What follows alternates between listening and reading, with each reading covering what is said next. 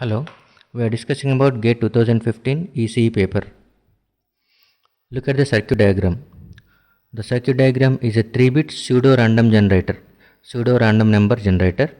Initially the values of the output y2, y1, y0 are 1, 1, 1.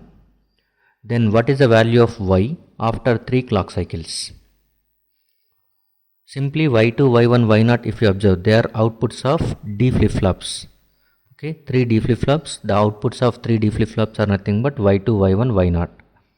And we know the operation of D flip-flop, whatever the value of D, that will be copied to the output after application of clock edge. So next state Q plus is going to be equal to D for D flip-flop. That's why only D flip-flop is also called as delay flip-flop. D flip-flop is nothing but delay flip-flop, that is the information present at D is going to be copied into output after application of clock pulse, and it has given that one initially present state. So initial values I am assuming it as present state, and present state is nothing but y2, y1, y0, and the inputs for the flip-flops. Okay, flip-flop inputs D2, D1, D0, and after application of clock pulse, okay, then the information present at D's are going to be copied into y2, y1 and y0. I am indicating plus, that is nothing but next state.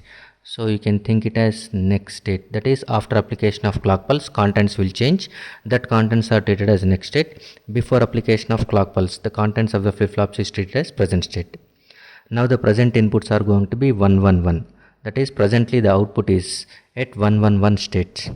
And if you observe D2 is equal to, the values can be calculated, D2 is exclusive OR operation of, okay, y1 and y0. So y1 exclusive y0, and we know that one 2 input XOR gate. 2 input XOR gate, if the inputs are going to be AB and Y is going to be output, then when the inputs are going to be same, at that time output is 0. Otherwise if the inputs are going to be dissimilar, output will be 1. So 0, 1, 1, 0 is going to be output for XOR gate. So based on this one you can calculate D2. And D1, if you observe, D1 is directly you are taking from the output of Q2 flip-flop, which is nothing but y2, and D0 is nothing but input of Q0 flip-flop. For that one you are taking it directly from Q1, which is nothing but y1. Okay, so D2 can be calculated from y1 and y0, both are 1, so output is 0. And D1 is simply copying y2, so 1, 1 you will get.